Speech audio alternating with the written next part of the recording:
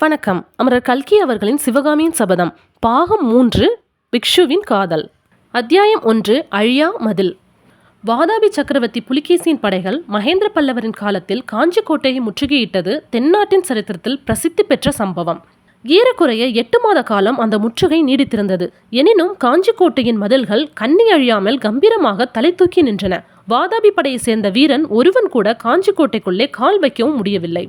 வாதாபி வீரர்கள் காஞ்சி கோட்டையை சூழ்ந்து கொண்டவுடனேயே வைஜெயந்தி பட்டணத்தில் செய்தது போலவே ஒரே மூர்க்கமாய் கோட்டையை தாக்கி கைப்பற்ற எத்தனித்தார்கள். காலாட்படை சேர்ந்த கணக்கற்ற வீரர்கள் ஏக காலத்தில் கோட்டையின் நாற்புறத்திலும் அகழியை நீந்தி கடக்க முயன்றார்கள். கோட்டை மதில்களின் மேல் மறைவான இடங்களிலிருந்து மழை போல் பொழிந்த அம்புகளும் அகழியில் இருந்த முதலைகளும் அவ்வீரர்களை எல்லாம் யமலோகத்துக்கு அனுப்பின. தப்பி தவறி கரையேறிய வீரர்கள் கோட்டை மதிலுரமாக கண்ணுக்கு தெரியாமல் அமைந்திருந்த பொறிகளில் அகப்பட்டு திண்டாடினார்கள். ஆங்காங்கு அகழிகளில் இறங்கிய யானைகளுக்கும் அகழியில் இருந்த முதலைகளுக்கும் பயங்கரமான போராட்டம் நடந்ததில் அகழியில் நிறைந்திருந்த தண்ணீரெல்லாம் செந்நீராக மாறியது. முதல் முயற்சியில் தோற்ற பிறகு கோட்டை வாசல்களுக்கு எதிரே அகழியை தூர்த்து கோட்டை கதவுகள் மேல் யானைகளை மோத செய்ய முயன்றார்கள். காஞ்சியை சுற்றியிருந்த பெரிய பெரிய விருஷங்களை எல்லாம் மத்த கஜங்கள் வேரோடு பெயர்த்து கொண்டு வந்து அகழியில் போட்டு தூர்த்தன. ஆனால் இந்த வேலை அவ்வளவு எளிதாக நடக்கவில்லை. கோட்டை வாசலின் மேல் மாடங்களில் மறைவான இடங்களிலிருந்து பல்லவ வீரர்கள் வேகமாக எரிந்த வேல்கள் யானைகளின் கண்களிலும் மற்றுமுள்ள மர்மஸ்தானங்களிலும் தாக்க அவை வீறிட்டு கொண்டு திரும்பியோடி சலுக்கர் படைகளுக்கு சேதமுண்டாக்கின. பெரும் பிரயத்தனத்தின் பேரில் கோட்டை வாசல்களுக்கு எதிரே அகழிகள் தூர்க்கப்பட்டன. யானைகள் கோட்டை கதவுகளை முட்டிய போது வெளிக்கதவுகள் தகர்ந்தன. ஆனால் வெளிக்கதவுகளுக்கு உள்ளே எதிர்பாராத அதிசயம் யானைகளுக்கு காத்திருந்தது. புதிதாய் அமைக்கப்பட்டிருந்த உட்கதவுகளில் நூற்றுக்கணக்கான வேல்முனைகள் பொருத்தப்பட்டிருந்தன. இந்த வேல்முனைகளில் வேகமாக மோதிக்கொண்ட வாதாபி யானைகள் பயங்கரமாக பிளறிக்கொண்டு திரும்பி தங்களுக்கு பின்னால் இருந்த காலாட்படை வீரர்களை எல்லாம் துவம்சம் செய்து கொண்டு ஓடின. பெரிய பெரிய மரக்கட்டைகளை கொண்டு வந்து அந்த வேல்முனை பொருந்திய கதவுகளை தகர்த்தார்கள். அப்படி தகர்த்துவிட்டு பார்த்தால் அக்கதவுகளுக்கு பின்னால் கோட்டை வாசலை அடியோடு அடைத்துக்கொண்டு கருங்கலாலும் சுண்ணாம்பாலும் கட்டப்பட்ட கெட்டி சுவர் காணப்பட்டது. இவ்விதம் ஏறக்குறைய 1 மாத காலம் கோட்டையை தாக்கி கைப்பற்றுவதற்கு முயன்று தோல்வியடைந்த பிறகு நீடித்து முற்றுகையை நடத்தி கோட்டையில் உள்ளவர்களை பட்டினி போட்டு பணிய செய்வதென்று புலிகேசி தீர்மானித்தான். வாதாபி படைகள் காஞ்சியை சுற்றிலும் நெடுந்தூரம் வரை கூடாரம் அடித்துக்கொண்டு தண்டை இறங்கின. முற்றுகையை ஆரம்பித்து 6 மாத காலம் ஆன போது கோட்டைக்குள் இருப்பவர்களுக்கு என்ன ஆபத்து நேரிடும் என்று புலிகேசி எதிர்பார்த்தானோ அந்த ஆபத்து வாதாபி படைகளுக்கே நேரலாயிற்று. அதாவது உணவு பஞ்சம் நேர்ந்தது. லட்சக்கணக்கான வீரர்களும் ஆயிரக்கணக்கான போர் யானைகளும் வண்டி இழுக்கும் மாடுகளும் ஒரே இடத்தில் இருந்து கொண்டு எவ்வளவு காலத்துக்கு உணவு பெற முடியும்? வடபெண்ணை கரையிலிருந்து காஞ்சி வரையில் உள்ள வழியில் புலிகேசியின் படைகளுக்கு யாதொரு உணவுப் பொருட்களும் கிடைக்கவில்லை. ஏனெனில் வடபெண்ணையிலிருந்து மெல்ல மெல்ல பின்வாங்கி வந்த பல்லவ சைனியம் வாதாபி படைக்கு உணவுப் பொருள் ஒன்றும் கிடைக்காதபடி நன்றாய் துடைத்து விட்டிருந்தது. அவ்வாறே காஞ்சியை சுற்றிலும் நெடுந்தூரத்திற்கு நெடுந்தூரம் உள்ள கிராமங்களை எல்லாம் சூனியமாக விட்டுவிட்டு ஜனங்கள் போய்விட்டபடியால் வாதாபி படைக்கு உணவுப் பொருள் எதுவும் கிடைக்கவில்லை. 2-3 மாத காலத்திற்குள் காஞ்சியை சுற்றியிருந்த காடுகள் தோட்டங்கள் எல்லாவற்றையும் வாதாபியின் யானைகள் அழித்து தின்றுவிட்டன. அப்புறம் அவற்றுக்கு ஆகாரம் தேடுவதற்காக பல காத தூரம் போக வேண்டியிருந்தது. அப்படி போனாலும் அந்த வருஷத்து கடுங்கொடையில் பசுமை கண்ணால் பார்ப்பதே அபூர்வமாய் இருந்தது. இதையெல்லாம் காட்டிலும் மிக பயங்கரமான இன்னொரு அபாயம் கோடை முற்றிய போது வாதாபி படைகளுக்கு ஏற்பட்டது. அதாவது குடித்தண்ணீருக்கே பஞ்சம் உண்டாகிவிட்டது. அந்த வருஷத்தில் காஞ்சியை சுற்றிலும் 7-8 காத தூரம் பரவிய தேசங்களில் சில அதிசயங்கள் நடந்து வந்தன. கார்த்திகை மார்கழியில் தண்ணீர் நிறைந்து ததும்பிக் கொண்டிருந்த பெரிய பெரிய ஏரிகள் எல்லாம் தை மாசி மாதத்தில் எப்படியோ திடீரென்று கரை உடைத்துக்கொண்டு சுற்று பிரதேசங்களை வெள்ளத்தில் மூழ்கடித்தன. இது காரணமாக சித்திரை மாதத்தில் ஏரிகளில் ஒரு சொட்டு தண்ணீர் கூட இல்லை. ஆங்காங்கிருந்த கிணறுகளும் குளங்களும் ஏரிகள் உடைத்துக்கொண்டு வெள்ளம் வந்தபோது தூர்த்து போய்விட்டன. எங்கேயாவது கொஞ்சம் தண்ணீர் கண்டால் குடிப்பதற்கு பயனில்லாதபடி அழுகி நாற்றம் எடுத்து கிடந்தன. அந்த நாளில் பாலாற்றில் 3 இடங்களில் அணைக்கட்டு கட்டி தண்ணீரை தேக்கி வைத்திருப்பார்கள். வேநீர் காலத்தில் சிறிது சிறிதாக விடுவார்கள்.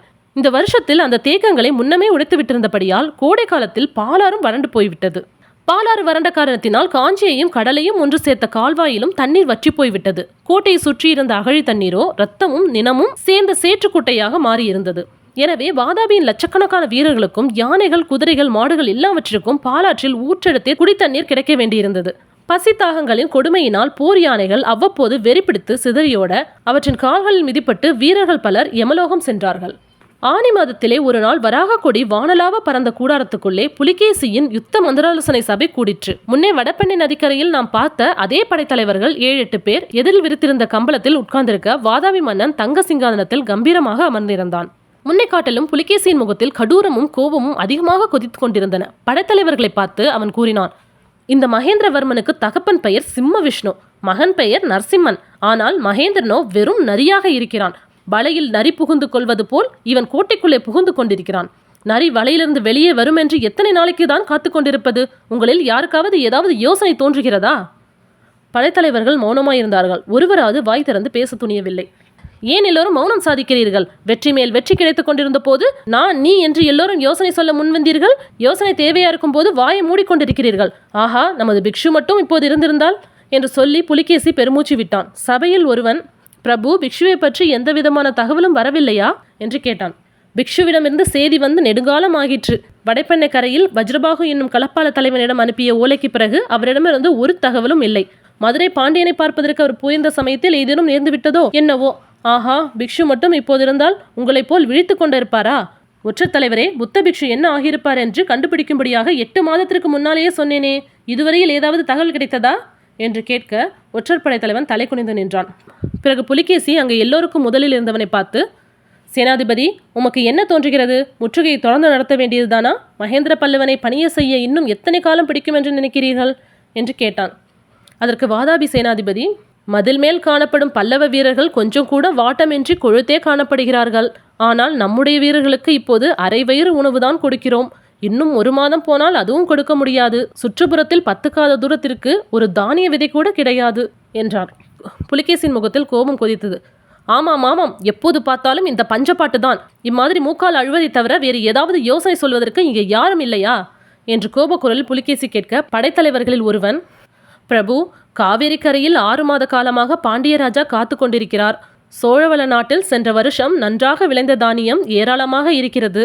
ஜெயந்தவர்ம பாண்டியருக்கு ஓலை அனுப்பினால் ஒருவேளை அவர் உணவு அனுப்பக்கூடும் என்றார். இதை கேட்ட புலிகேசி சற்று நேரம் ஆழ்ந்த யோசனையில் இருந்தான். பிறகு திடீரென்று துள்ளி குதித்து எழுந்து எல்லோரையும் ஒரு தடவை சுற்றி பார்த்துவிட்டு, என்ன செய்வதென்று தீர்மானித்து விட்டேன். இனிமேல் நான் இங்கேயே சும்மா உட்கார்ந்திருந்தால் எனக்கு பைத்தியமே பிடித்துவிடும். சேனாதிபதி, நீர் இங்கேயே நமது சைன்யத்தின் பெரும் பகுதியுடன் முற்றுகை நடத்தி கொண்டிரும். 1,00,000 வீரர்களுடன் நான் தெற்கே புறப்பட்டு சென்று பாண்டிய மன்னனை நேரில் பார்த்துவிட்டு வருகிறேன். யானைப்படை என்னுடன் வரட்டும். ஆஹா, வாதாபியிலிருந்து புறப்பட்ட போது கொழு கொழு வென்றிருந்த நம் யானைகள் உணவில்லாமல் எப்படி மெலிந்து போய்விட்டன. காவேரி கரையில் நம் யானைகளுக்கு நிறைய உணவு கிடைக்கும் அல்லவா என்றான். அப்போது ஒற்றற்படை தலைவன், பிரபு, தாங்கள் அப்படி சிறு படையுடன் போவது உசிதமா? பாண்டியனுடைய நோக்கம் எவ்விதம் இருக்குமோ என்று கூறியதற்கு புலிகேசி, பாண்டியனுடைய நோக்கம் என்னவாக இருந்தாலும் என்ன, அவன் நம்மோடு போர் செய்ய துணிய மாட்டான். அவன் மோச கருத்துள்ளவனாயிருந்தாலும் என்ன செய்துவிட முடியும்? காவேரி கரையில் ஒளிந்து கொள்வதற்கு கோட்டை ஒன்றும் இல்லை. எதிரி போர்க்களத்தில் நிற்கும் வரையில் எனக்கு பயமும் இல்லை என்றான்.